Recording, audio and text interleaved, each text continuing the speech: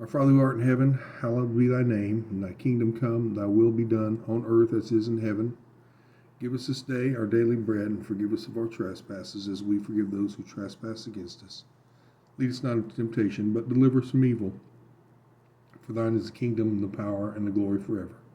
Amen. All right. Sweatshirt. Different color. Okay, yesterday we did chapter 38, which was that kind of out of place Judah story about Judah and his sons that were wicked.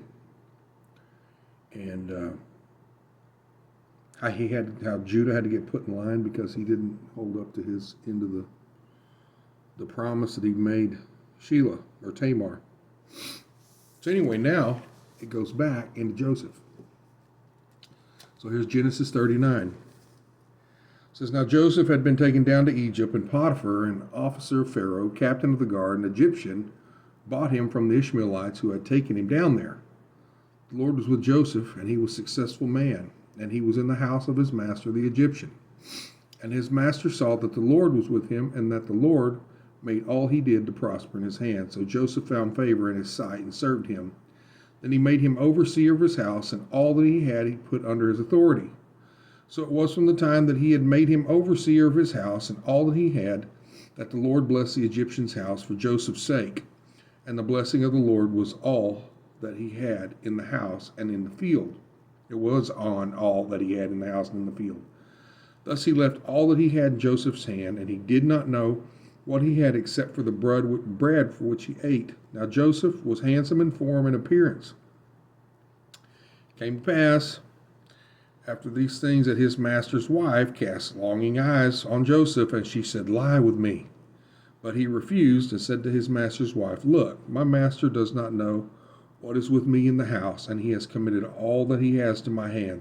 There was no one greater in this house than I, nor has he kept back anything from me but you, because you are his wife. How then can I do this great wickedness and sin against God?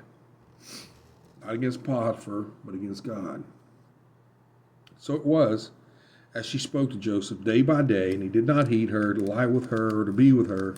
But it happened about this time when Joseph went into the house to do his work, and none of the men of the house were inside, that she caught him by his garment, saying, lie with me. But he left his garment in her hand, and he fled and ran outside. And so it was, when she saw that he had left his garment in his hand and fled outside, that she called to the men of her house and spoke to them, saying, see, he has brought into this a Hebrew to mock us. He came in to lie with me, and I cried out with a loud voice. And it happened when he heard that I lifted my voice and cried out, that he left his garment with me and fled and went outside. So she kept his garment with her until his master came home.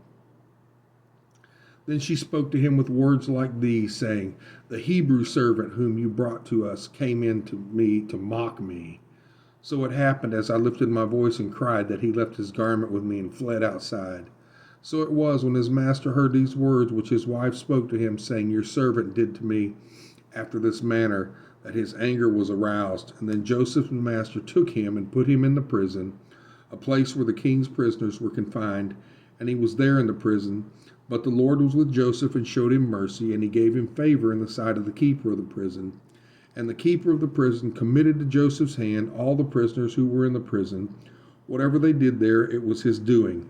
The keeper of the prison did not look into anything that was under Joseph's authority, because the Lord was with him, and whatever he did, the Lord made it prosper. So Joseph got a raw deal out of this by Potiphar's wife. But, he got put in prison, and God's with him, and he's making the best out of the situation for Joseph. He's giving him prosperity and everything he is. Yeah, it's not great, but God's with him, and he will continue to be with him. And that is the end of chapter 39. And God willing, we will get into chapter 40 tomorrow, and we will talk about it. We will read it. So you guys have a good evening. God bless you, and we'll see you soon.